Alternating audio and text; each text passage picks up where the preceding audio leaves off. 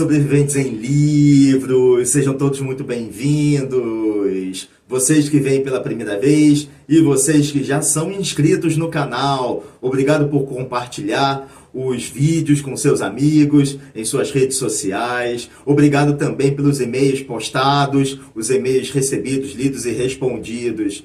E hoje vamos falar sobre a semiologia. A semiologia é uma ciência que estuda os signos e os sistemas de significação que estão presentes na nossa vida diariamente, cotidianamente. Ela é associada ao linguista Ferdinand Saussure, que investiga como os símbolos, imagens, palavras, comportamentos e sons produzem sentido para a nossa vida. Está no cinema, está na literatura, está no semáforo, nos sinais luminosos, na música, nas adaptações de livros para a tela, as histórias em quadrinhos também, muito importante, na publicidade e até nos emojis, hashtags e em todos os campos que nós utilizamos e empregamos nos nossos dias. Então, hoje, no nosso dedinho de prosa, que é sobre a semiologia, nós vamos falar sobre os mestres que ampliaram esse campo e mostraram como os signos moldam a forma como nós entendemos e vivemos o mundo. Sobreviventes, a semiologia é uma ciência a qual poucas vezes damos a devida importância, mas que está presente todos os dias na nossa vida, nas nossas vidas cotidianas, desde que acordamos até a hora que vamos dormir. Em linhas gerais, a semiologia é o estudo dos signos, símbolos e seus sistemas e as formas de significação e comunicação, muito importante para os dias de hoje. E nunca estivemos tão mergulhados na semiologia como estamos hoje em dia. E quase sempre ligada ao trabalho do linguista de Genebra, lá na Suíça, Ferdinand de Saussure, por ter definido o campo da semiologia como uma ciência geral que observa, vê os sistemas de signos dentro da vida social. Na prática, a semiologia é uma ferramenta que investiga, analisa e estuda como os signos e símbolos funcionam em diversos contextos da vida humana, que vão desde a linguagem verbal a cultura visual, incluindo até o comportamento do homem, como vemos em filmes adaptados de livros como os cult Blade Runner, de 1982, e O Nome da Rosa, de 1986, do famoso romance de Umberto Eco. Matrix, de 1999, e O Código da Vinci, de 2006, e as sequências de Dan Brown, tanto literárias e as que foram adaptadas para a sétima arte e fizeram um enorme sucesso de audiência, bilheteria e também a música. A semiologia aparece na obra de artistas como a banda inglesa Coldplay. Não é Coldplay, não é Coldplay. Eu não poderia perder essa piada. E a cantora islandesa Björk. Então, vamos falar desses grandes professores, mestres e escritores que cada um, a partir de seu olhar, permitiu a nós uma visão muito particular de mundo. Eles forjaram, dilataram o campo da semiologia, deixando-nos um legado que até hoje influencia diversas áreas do conhecimento, como a literatura, o teatro, o cinema, a música e a dança. E a Marvel e a DC, com heróis, propagandas de televisão, os emojis, as hashtags e outros símbolos que utilizamos na internet e muito mais. E por falar nisso, quando eu falei as datas das obras cinematográficas, 1986, 1982, 2006, são símbolos que compõem os números. Sobreviventes. Então, como já percebemos, existe muito assunto abaixo do lençol que cobre a semiologia. Saussure considera a linguagem, vejam só, como um sistema de signos estruturados por dois componentes principais. Significante, ou seja, o aspecto físico, material do objeto, de tudo que nos compõe. Sons, imagens, palavras, cores. E o significado, o conceito ou a ideia associada a esses sons, a essas palavras, a essas imagens. Esse é o significante. Assim, a interação ou conexão entre esses dois elementos cria o signo linguístico. A semiologia influenciou ciências como a linguística, a antropologia com Claude Lévi-Strauss e a crítica cultural. Na constelação da semiologia, existem também suas estrelas que merecem a nossa contemplação, uma vez que cada uma delas brilhou durante a sua época específica, com seus momentos históricos muito peculiares, além da própria experiência de vida que contribuiu para a formação dos retalhos multicoloridos da colcha semiótica. Por isso, vamos falar um pouco sobre os mestres mais importantes. Era uma vez, na Suíça, no dia 26 de novembro de 1857, um bebê nasceu na linda cidade de Genebra, na multicultural Suíça, e que recebeu o pomposo nome de Ferdinand de Saussure, de seu pai, o mineralogista e entomologista Henri-Louis Frédéric de Saussure, e de sua mãe, Louise Elisabeth de Portel, ambos renomadíssimos na academia científica e nas ciências naturais do país. Na época quando viveu a era da Belle Époque na Europa, lá pelo final do século XIX e o início do XX, Ferdinand assistiu o alvorecer de avanços científicos e culturais absolutamente importantes, significativos, como as ciências sociais e o pensamento positivista, que buscavam métodos mais rigorosos para compreender e estudar fenômenos culturais e linguísticos, como o estruturalismo, que começava a ganhar espaço com abordagem para compreender as estruturas subjacentes das linguagens humanas e o desenvolvimento das linguísticas comparativas e históricas, influenciada pelos estudos de línguas indo-europeias.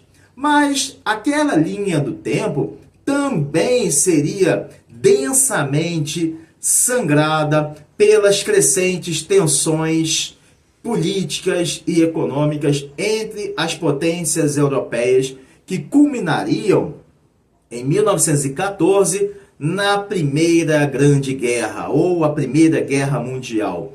Desde cedo, o garoto demonstrava interesse e aptidão muito fortes, muito salientes para aprender línguas.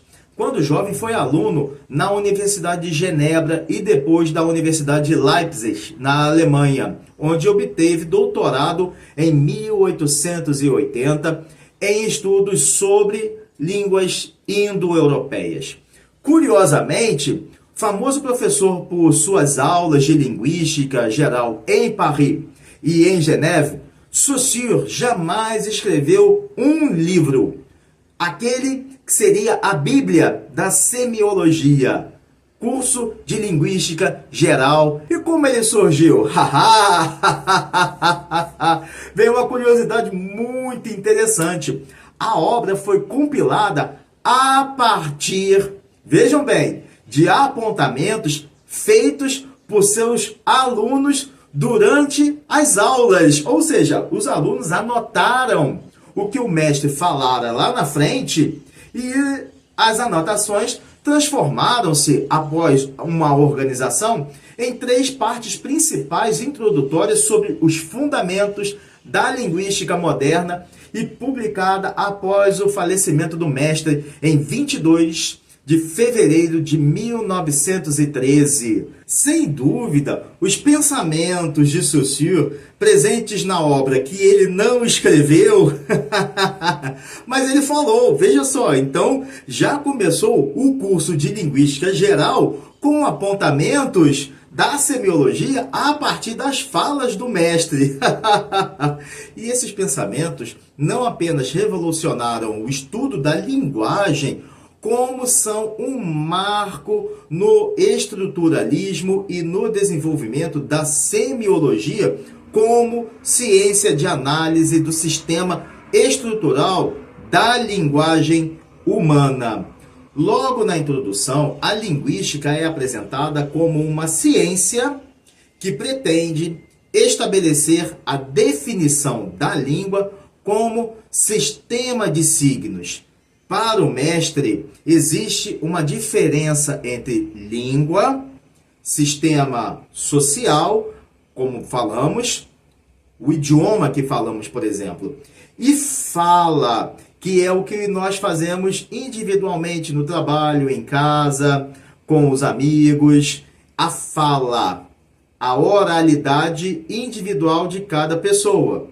Em seguida, Saussure defende que o signo linguístico é composto pelo binômio significante, forma, objeto e coisa.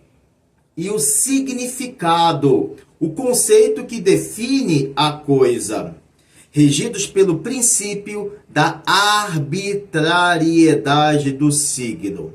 Ou seja, quando pegamos esta linda garrafa deste belíssimo clube,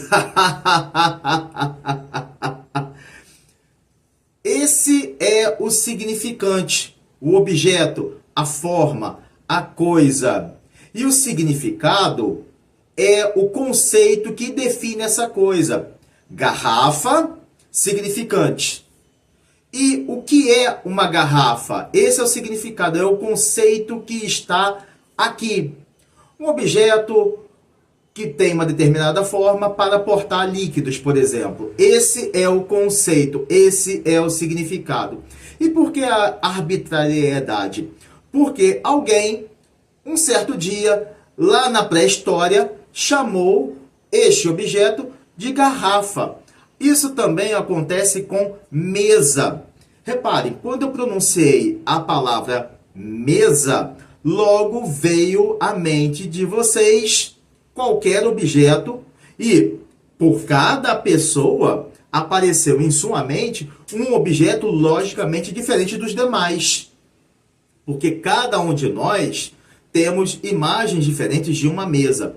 Pode ser uma mesa mais perto da nossa infância, uma mesa mais perto do nosso trabalho, quando somos adultos, enfim. Mas quando pronunciamos a mesa, palavra, veio o conceito, o significado, o que aquela palavra significa. Ou seja, a definição está prévia, é histórica e culturalmente estabelecida. E por isso, ninguém pode apontar para um objeto, vamos voltar à mesa, e chamá-la em português ou em qualquer outro idioma de geladeira, por exemplo, ou carro, ou vaca.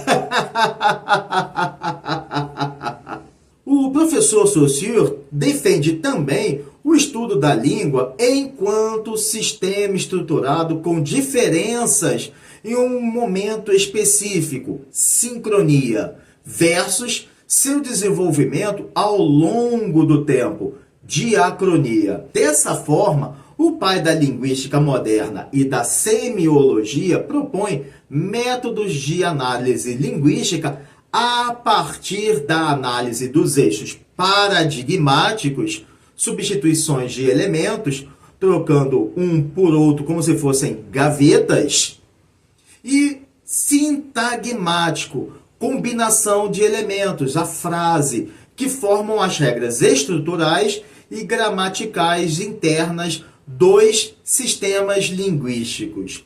O segundo mestre que merece muita consideração, muito relevo, é o francês de Cherbourg, nascido no dia 12 de novembro de 1915, Roland Barthes, criado pela mãe costureira e pelos avós após a morte de seu pai, um oficial da Marinha que faleceu nos confrontos da Grande Guerra. Durante a infância, o garoto Roland viveu entre as cidades de Bayonne e Paris, onde, quando jovem, quando rapaz, foi aluno de letras clássicas da Universidade Sorbonne.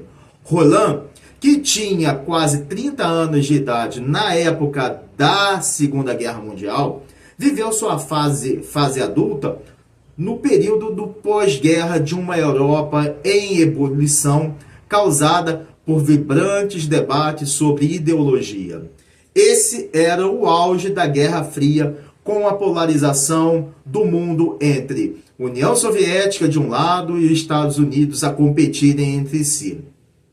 E a reconstrução econômica e, claro, também reconstrução física do continente com o Plano Marshall americano. O mundo dos anos 1950 assistia também ao nascimento de novos movimentos culturais, artísticos, como o existencialismo e a contracultura. E também, no meio disso tudo, o consumo de massa, uma vez que a nova forma de linguagem que emergia como força predominante da vida cotidiana era a mídia. Vejam só, quando surge a mídia, na realidade, um pouco antes, mas na forma como conhecemos, nos anos 1950. Nesse cenário, seria natural que o mestre crítico literário, ensaísta e semiólogo francês, Roland, tivesse sua carreira sob influências do estruturalismo que dominava o pensamento acadêmico, com personalidades como Lévi-Strauss a explorar estruturas sociais, culturais e além de suas leituras de Ferdinand de Saussure e Sigmund Freud, amálgamas que ajudaram Barthes a desenvolver análises de cultura popular e da literatura. Livros de capital importância até os dias de hoje, como Mitologias, de 1957, Elementos de Semiologia, de 1964, O Prazer do Texto, de 1973, e A Câmara Clara, de 1980, Roland Barthes, assumidamente homossexual, assim como todo o filho, sofreu intimamente com o desencarne de sua mãe em 1977, tanto que dedicou o Prix Médicis, recebido naquele ano por fragmentos de um discurso amoroso, à memória de sua mãe, que teve fundamental papel na contribuição de sua intelectualidade. A aplicação da semiologia, o estudo da cultura popular, como ferramentas para interpretar e desvendar muitos dos mitos contemporâneos, fenômenos culturais e textos midiáticos em áreas como publicidade, moda, fotografia, teatro e cinema, influenciando tanto a crítica cultural quanto a própria análise da mídia. Como sugestão de leitura e estudo, eu destaquei a coletânea de ensaios na qual Barthes analisa signos da cultura popular, como eles criam mitos que naturalizam ideologias. A obra Mitologias, como falei, de 1957, dividida em duas partes. Na primeira, Barthes tece diversos ensaios sobre cultura popular, ou seja, o professor propõe uma análise de objetos e práticas cotidianas, como luta livre, por exemplo, automóveis, moda e fotografia. Em cada capítulo, ele desconstrói como esses elementos comunicam mensagens e reproduzem ideologias. Por exemplo, nos capítulos de O Mundo dos Peles Vermelhas, Barthes faz uma análise do western americano. Em Um Novo Citroën, o mestre francês examina o carro como um objeto mitológico da modernidade. Na segunda parte, Teoria dos Mitos, Barthes abre suas páginas para expor a metodologia empregada para analisar mitos. Faz a introdução aos conceitos de denotação, que é o significado literal, e já vou ajudar vocês a diferenciar da conotação, que é o significado cultural. Abrindo um parênteses aqui, eu sempre falo para os meus alunos uma dicasinha para eles diferenciarem denotação, que é o significado literal, de conotação, que é o significado cultural. Vejam só, denotação começa com a letra D. Então, está dicionarizado. Logo, denotação é tudo aquilo que está no dicionário. Então, vamos lá. Vamos pensar da seguinte forma. Estrela. Se buscarmos no dicionário o significado, veremos que se trata de um astro, um corpo celeste no espaço. Estrela. Então, ali está no dicionário, esse é o sentido denotativo. Agora, vamos analisar a palavra estrela no sentido da conotação. E como eu disse, é um aspecto, é um significado cultural. Cultura começa com a letra C. Vamos a uma frase. Brad Pitt é uma estrela do cinema mundial. Vejam só. A analogia que foi feita em relação à palavra, ao emprego da palavra estrela. Se buscarmos no dicionário, jamais encontraremos a palavra estrela com esse significado.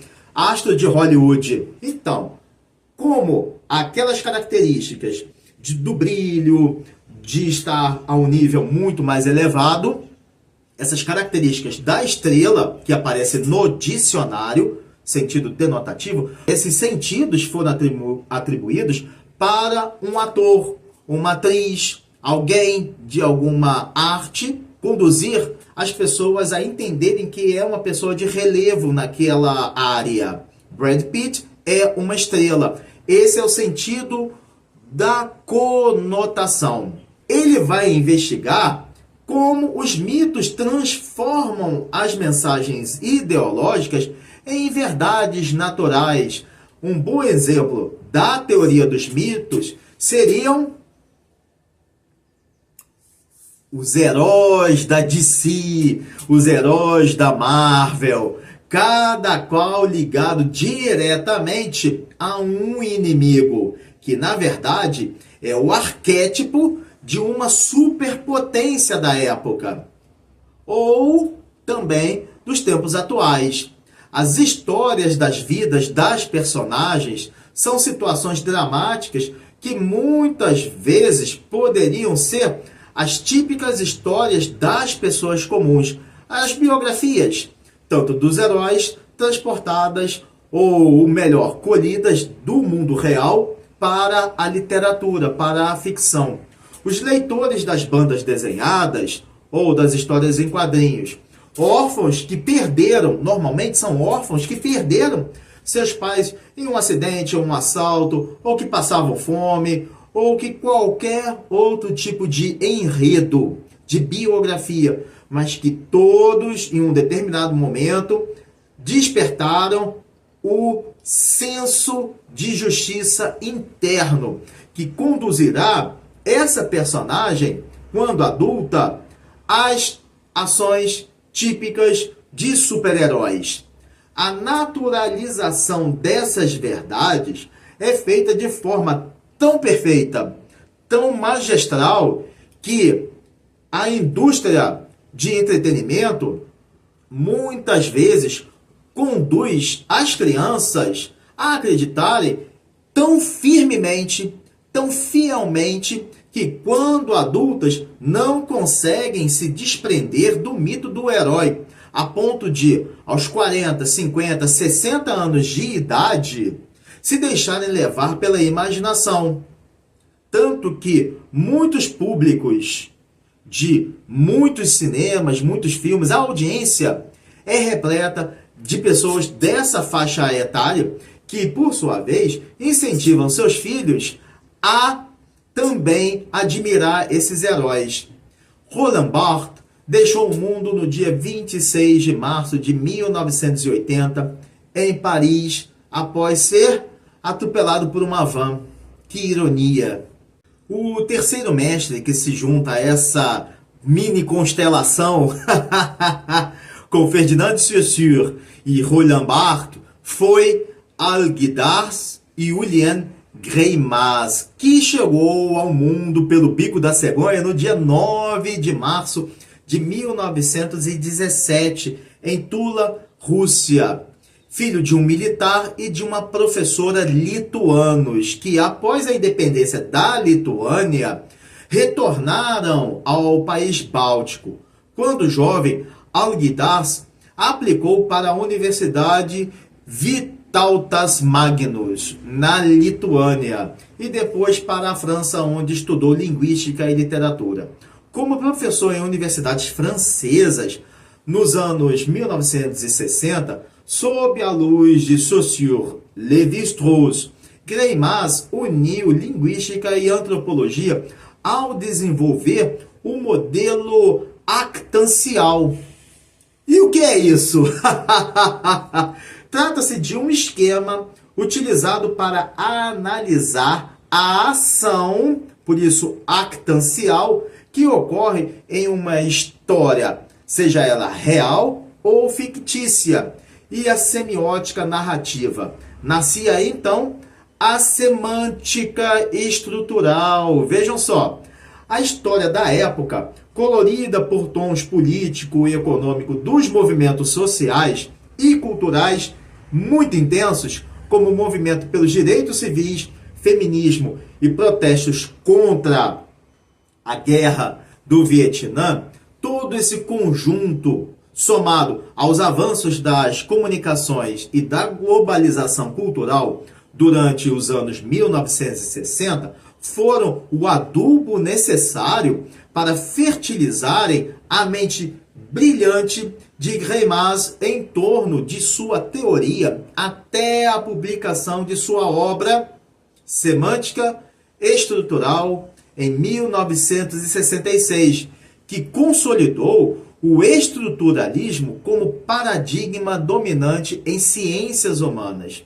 Isso é, uma interdisciplina entre linguística e antropologia, filosofia e literatura. Passa no meio delas. Através da semântica estrutural, Greimas propõe o desenvolvimento da teoria dos atos narrativos, ou teorias narrativas, e análise de estruturas profundas no discurso, ou análise de discursos como campos distintos de estudos. Nesse prisma, Greimas introduz métodos para analisar narrativas, ou seja, os significados implícitos nos textos e significados culturais, influenciando sobremaneira os estudos de semiótica e literatura. No início, o professor define a semântica como estudo de sentido nas narrativas, para depois realizar a apresentação do modelo actancial, que descreve funções e papéis narrativos: sujeito, objeto, ajudante, oponente, emissor, receptor e poder. Na terceira parte, são apresentadas as estruturas narrativas, que são a explicação das relações entre personagens e os atos narrativos, e como os eventos e ações constroem significados em diferentes níveis do texto. Por fim, Greimas discorre como a estrutura narrativa pode ser estudada como uma espécie de gramática do texto, ao estabelecer uma relação entre linguagem e cultura. Um dos maiores teóricos do estruturalismo e da semiótica narrativa, Greimas deixou viúva Teresa Mary Keane no dia 27 de fevereiro de 1992, na belíssima Cidade Luz, Paris. E agora, já falamos de 3. 4 é o número do equilíbrio. Finalmente chegou a hora de um dos maiores professores teóricos da literatura. E vocês já perceberam que eu admiro profundamente o grande Umberto Eco, que chegou ao mundo no dia 5 de janeiro de 1932, na cidade italiana, na região do Piemonte, Alessandria.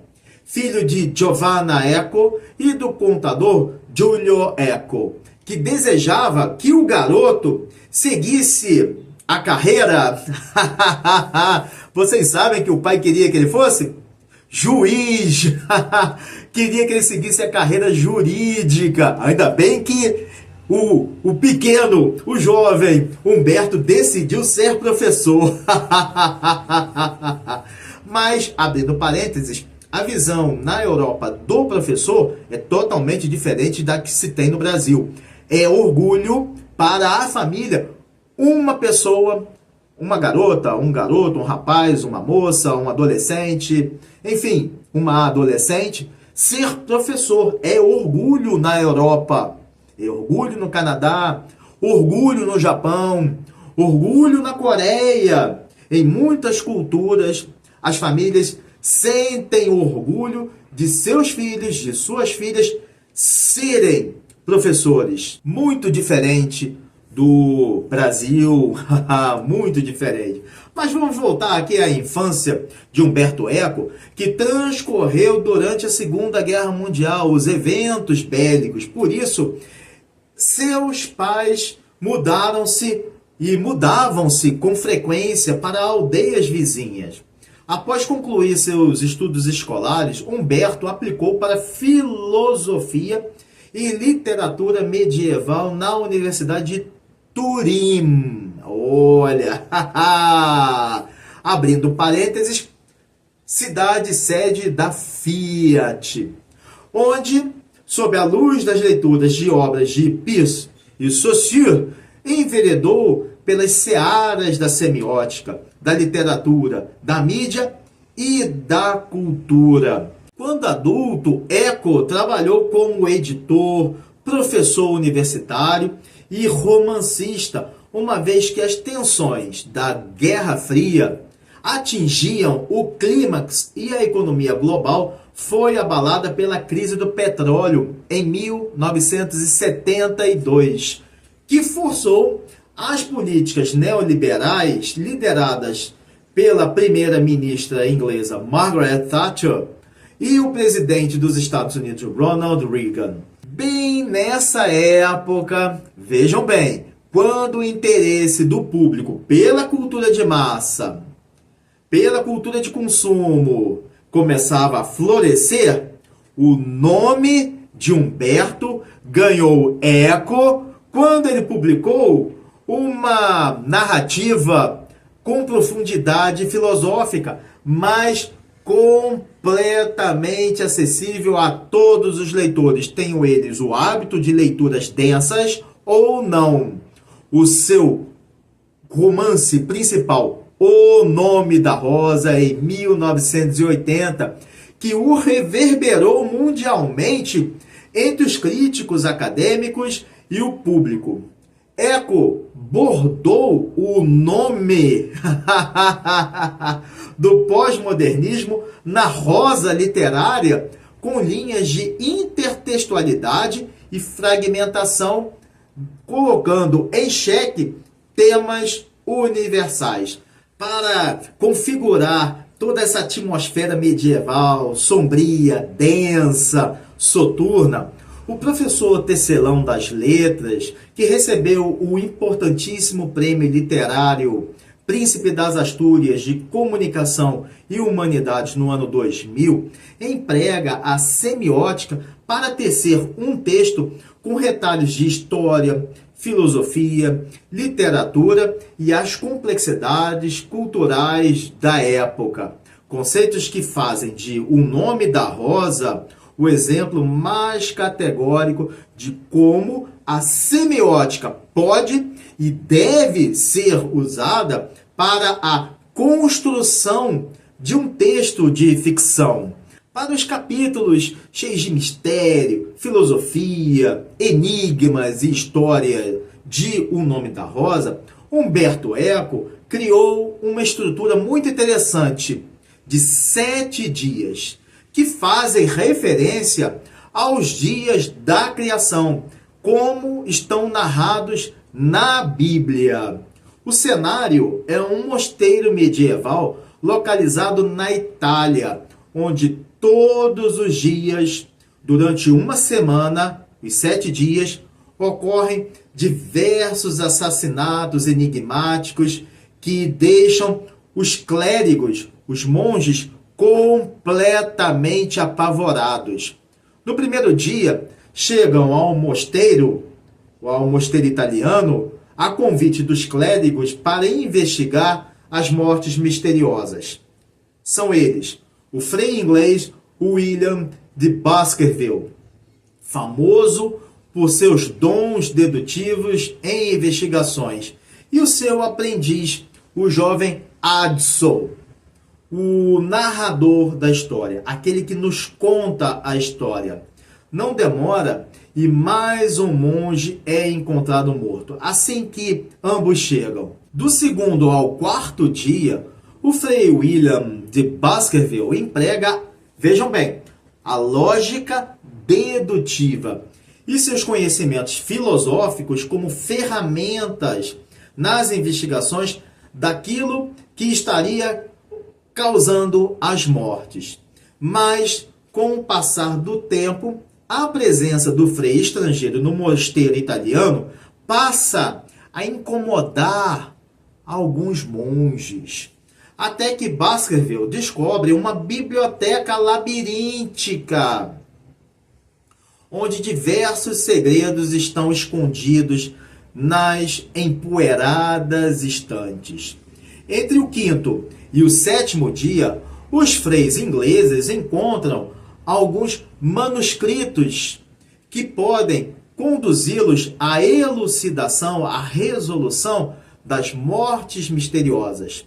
Concentrado em um desses documentos, de repente, William se vê no meio de um grande incêndio na biblioteca, o que simboliza a perda do conhecimento.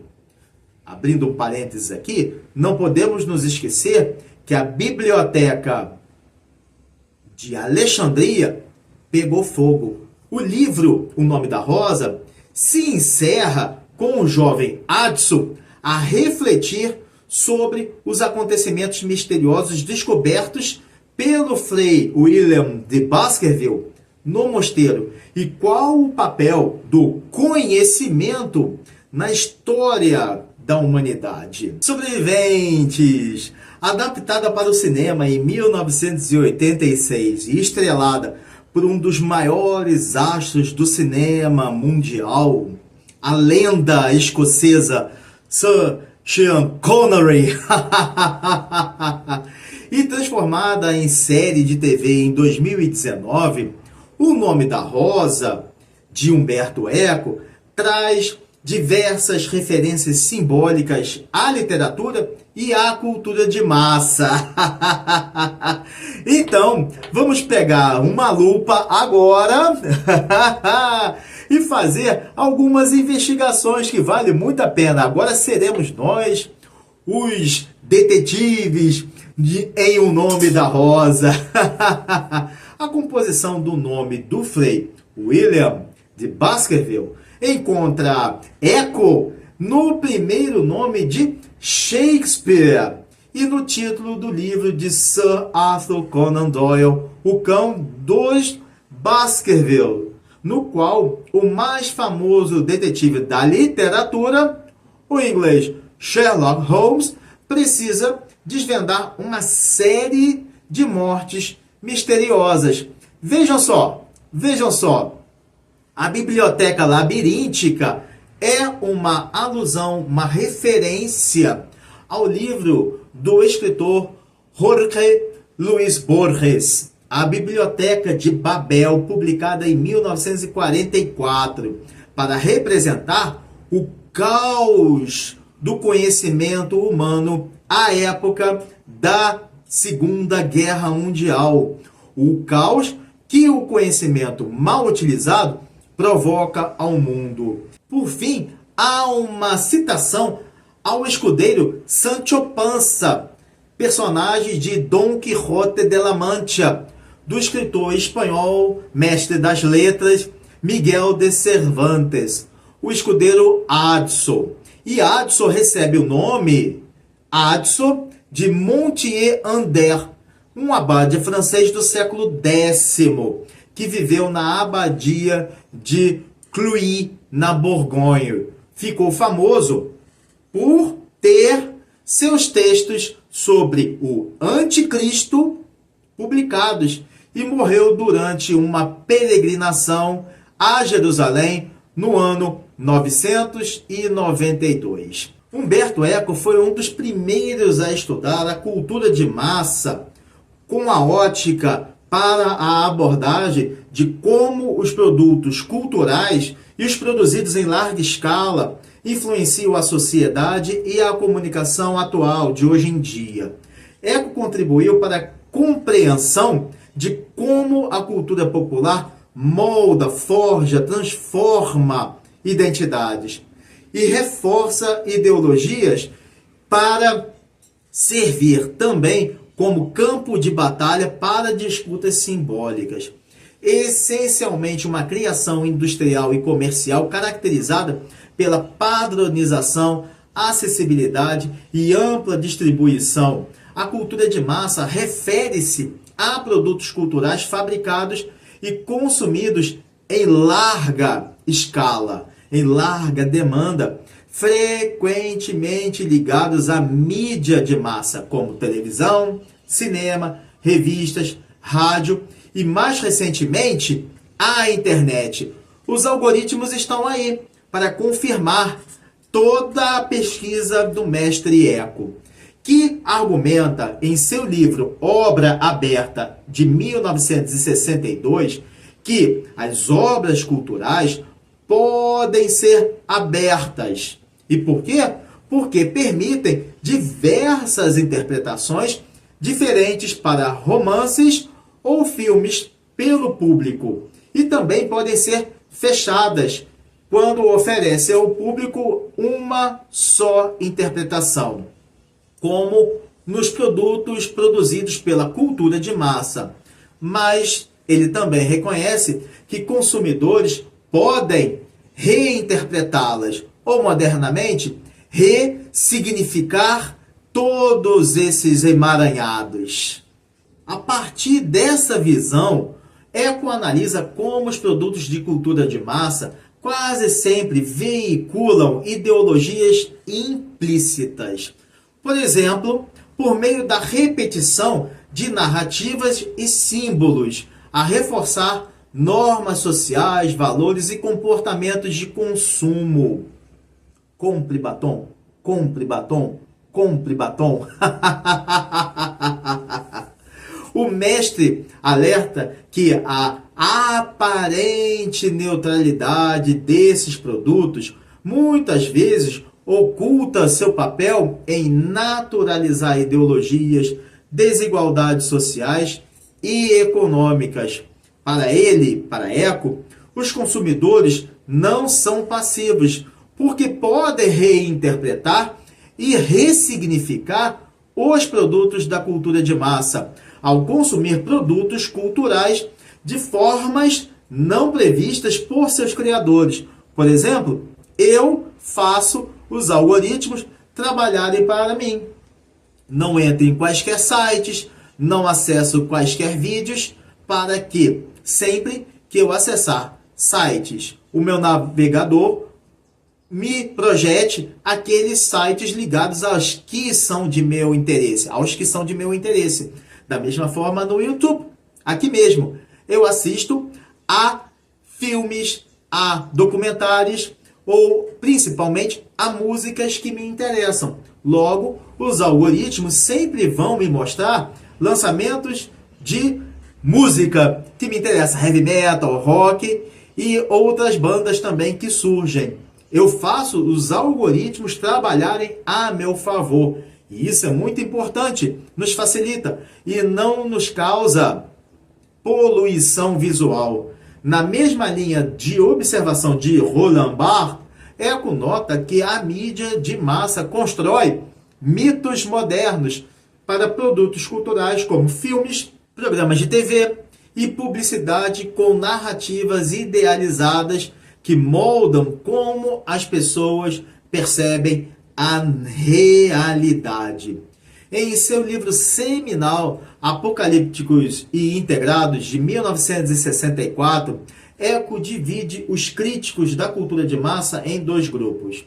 Os apocalípticos, aqueles que veem a cultura de massa como uma ameaça à alta cultura e à autenticidade das tradições culturais, uma vez que a padronização e a comercialização empobrecem a criatividade e alienam o público.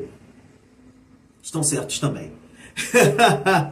E os integrados, que são aqueles que aceitam a cultura de massa como parte inevitável dos tempos modernos, porque veem seus produtos como democratizantes, ao tornarem a cultura acessível a um público mais amplo. Os heróis produzidos pela sétima arte. Os estudos da cultura de massa de Umberto Eco são importantíssimos para o entendimento, a compreensão de fenômenos como o impacto de franquias de cinema, por exemplo, filmes de super-heróis, popularidade de séries de TV e plataformas de streaming, o papel da publicidade na construção de aspirações e identidades, a influência de redes sociais como novo meio de cultura de massa. Por isso, Umberto Eco é de capital relevância. E ele diz que, para isso, é também de capital relevância ter uma visão além do alcance. Digo, além do entretenimento, uma visão além do entretenimento superficial. Entretenimento superficial, a fim de percebermos os significados, os mitos e as ideologias subliminares nos produtos de massa, nos produtos de cultura de massa, para praticar assim um consumo mais consciente e crítico, o que não significa que devemos ficar a pensar sempre naquilo que está nas entrelinhas do que assistimos. Nada disso. Mas é importante para também termos um outro olhar acerca do que assistimos, do que ouvimos, do que falamos sobre. Enfim, de tudo aquilo que consumimos na cultura de massa, no ambiente produzido. No dia 19 de fevereiro de 2016, em Milão, Itália, Umberto Eco deixou órfãos sua esposa Renate Ramjo, seus 2 filhos, 30 mil livros, mais de 30 mil livros em sua biblioteca, e nós, todos órfãos de sua cultura de massa, e também sem resposta para como ele olharia, falaria sobre a cultura de massa dos dias de hoje. E agora, não mestre acadêmico, mas mestre dos mestres pop, o americano Dan Brown e suas sequências de O Código da Vinci, publicado lá em 2003.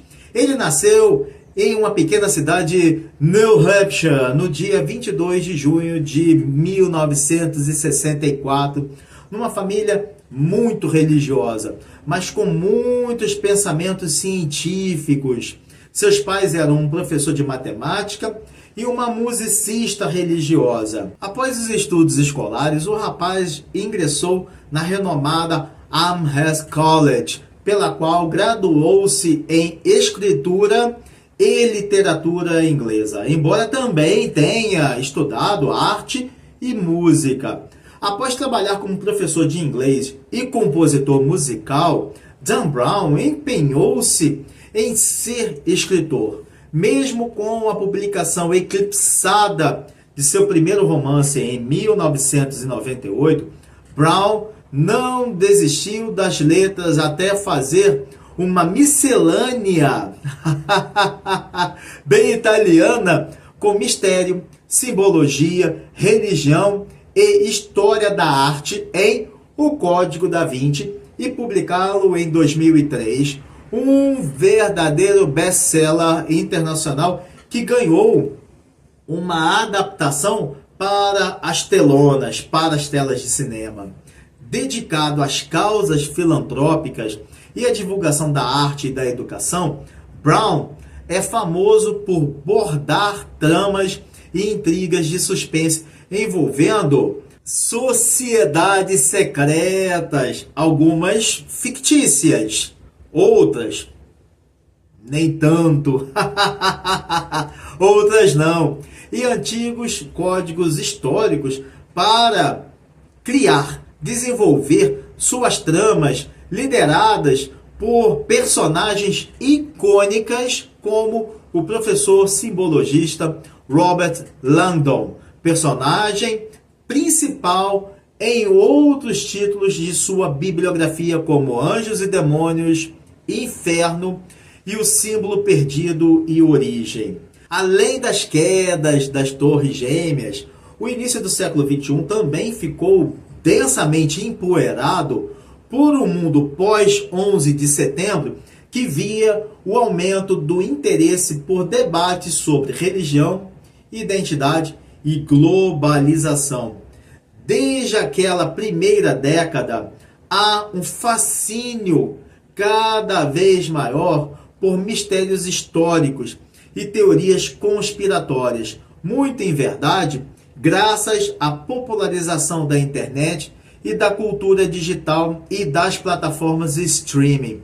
Basta ver como tem séries que vão por essa avenida, e isso permite uma maior disseminação de informações e também desinformações a reboque. Nesse contexto, a semiótica passa a ser usada sob uma nova perspectiva, a de ser empregada de forma popular a fim de explorar enigmas religiosos e culturais. Sobreviventes! O suspense de ação investigativa O Código da Vinci é uma patchwork de retalhos multicoloridos de mistério, símbolos e enigmas, com o professor fictício Robert Langdon a investigar um crime encoberto por segredos religiosos. Tudo acontece quando o curador do Museu do Louvre é assassinado. As joias ainda não haviam sido roubadas. O professor Langdon e a sobrinha da vítima, Sophie Neveu, precisam, a partir de pistas, uma palavra muito utilizada hoje em dia, criptografadas, observam algumas obras de arte e visitam locais históricos para desvendarem juntos uma série de enigmas, cujas raízes conectam sociedades secretas, como o Priorado de Sião. Para descobrir as causas do crime, a dupla tem que fazer diversas, inúmeras interpretações de códigos simbólicos escondidos por ninguém mais, ninguém menos do que o mestre dos pincéis, Leonardo da Vinci. No seu quadro, A Última Ceia. Por isso o nome do livro, O Código da Vinci. Esse é um dos destaques do livro, o eterno segredo por trás do Santo Graal, que, de acordo com a milenar lenda cristã, pode ter sido uma das fontes de revelação sobre a linhagem biográfica de Jesus Cristo. Ainda que tenha recebido altas doses de críticas acadêmicas, o Código da Vinci, até os dias de hoje, é um dos maiores best-sellers do século XXI. Um sólido marco cultural a apresentar conceitos semióticos a um público altamente variado de leitores e propor a eles reflexões sobre fé, religião, ciência, história e, principalmente, levá-los a pensar qual a função dos símbolos na história humana. Todas essas obras de Saussure, Barthes, Greimas, Eco e o próprio Dan Brown, em seus mais diversos contextos, formam uma teia de exemplos de como uma ciência teórica como a semiologia pode e deve ser usada livremente, seja como ferramenta analítica ou mesmo base narrativa em múltiplas e infinitas situações históricas, sociais e culturais de suas épocas, a influenciar o pensamento crítico, a literatura e a cultura popular de massa. Mas nada disso seria possível se não fossem os estudos do filósofo e lógico norte-americano, considerado um dos fundadores da semiótica, Charles Sanders Peirce, que desenvolveu uma teoria muito interessante, a teoria dos signos, que classifica as formas de representação em 3 categorias fundamentais, utilizadas largamente hoje na internet por todos nós: redes sociais, aplicativos de mensagem, ícone, índice e símbolo. Signo é aquilo que representa outra coisa, o objeto para alguém. Ícone é um signo que mantém uma semelhança física, estrutural ou funcional com o objeto que ele representa. É comum em artes visuais, design e representação científica. Por exemplo, retratos, fotos, diagramas e mapas. Índice é muito comum em áreas como ciência, diagnóstico médico, investigação. Por exemplo, fumaça como índice de fogo, de incêndio. Pegadas na areia como índice de alguém que pisou ali. Um termômetro indicando a temperatura. pistas que detetives utilizam. Símbolo é um signo cuja relação com um objeto é estabelecida por convenção ou aprendizado cultural. Por exemplo, palavras de quaisquer línguas. A palavra gato não é o ser, não é o animalzinho, não é o Ozzy, por exemplo. Mas a palavra simboliza o Ozzy. Bandeiras nacionais simbolizam países por convenção, não são o país. Assim como escudos de times de futebol não são o time de futebol, mas os clubes, mas representam, simbolizam o clube de futebol.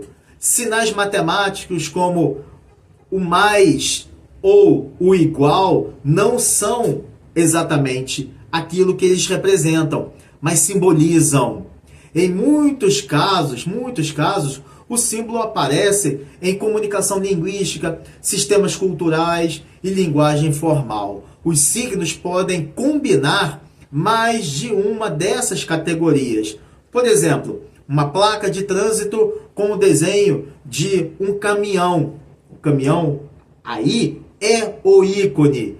Ela pode ser interpretada como uma advertência, um simbolismo. Ela simboliza a advertência, a atenção. E pode estar localizada próxima a uma estrada perigosa. A estrada é o índice.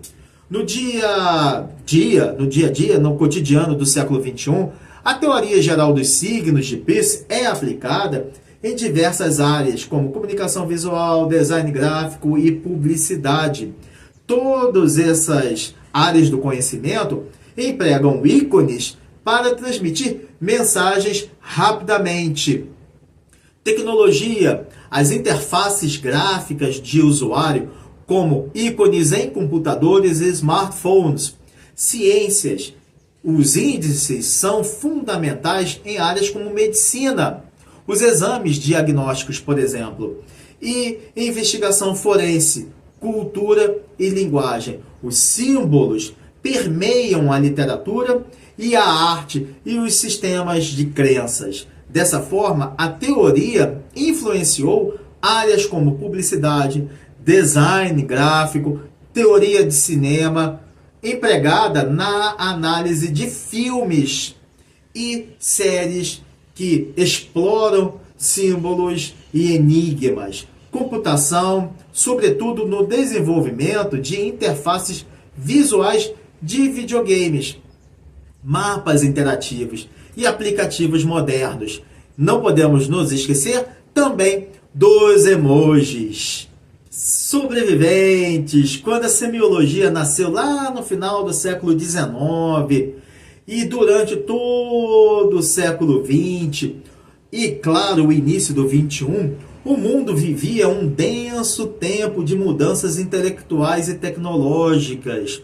Naquela época, havia crescente interesse em compreender os fenômenos culturais como estruturas organizadas. E hoje em dia é exatamente o que fazemos. Os avanços da linguística moderna, com Saussure, oferecem um modelo, um paradigma para analisar tanto a linguagem verbal quanto outros modelos de comunicação.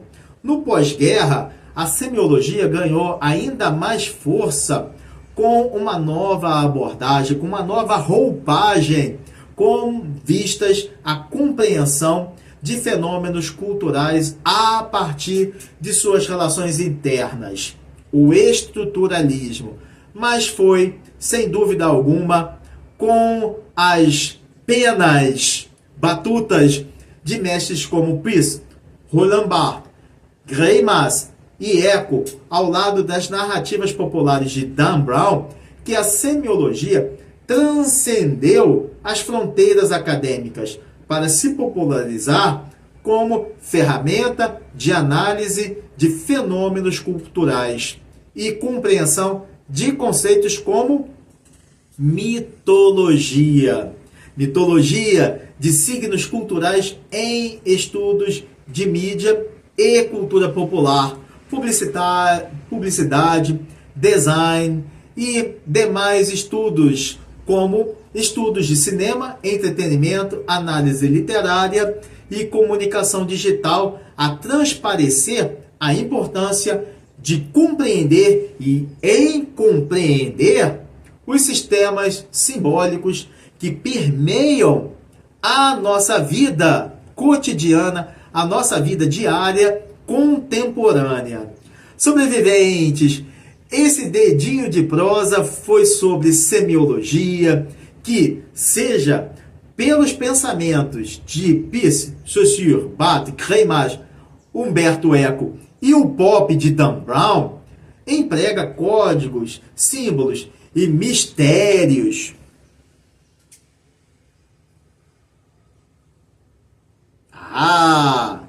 A caveira, por exemplo, não é a morte, mas pode significar, simbolizar a morte em nossa cultura ocidental. Exatamente isso. E reflete toda o nosso contexto de globalização, internet, cultura de consumo, sem dúvida nenhuma, reflete uma era de fascínio pelo esoterismo e teorias conspiratórias que sempre influenciam e influenciarão diversas áreas da literatura, filosofia, história, religião e ciência, e principalmente a cultura de massa e seus fenômenos culturais atuais, como reality shows, fandoms, redes sociais, cinema, séries, músicas, como o vídeo de Viva la Vida, do Coldplay, por exemplo, que emprega iconografia histórica e semiótica visual e as composições da cantora islandesa Björk, com arranjos a combinarem ícones e símbolos para formarem uma colcha, suas colchas narrativas, emocionais e conceituais, e centenas de outras expressões artísticas da cultura pop que moldam a nossa forma como entendemos, compreendemos, vivemos mistérios ocultos nas expressões culturais do cotidiano, do mundo em que vivemos. Agora é a vez de vocês comentarem. Eu vou aguardar os comentários de vocês. Vou ler, respondê-los também sobre a cultura de massa. O que vocês gostam de assistir? O que vocês gostam de ler? O que vocês gostam de ouvir? Agora é a vez de vocês. Bem, isso é tudo, pessoal. Desejo-lhes saúde, paz, harmonia, leveza na vida e uma semana de presença divina a todos. Um forte abraço e valeu!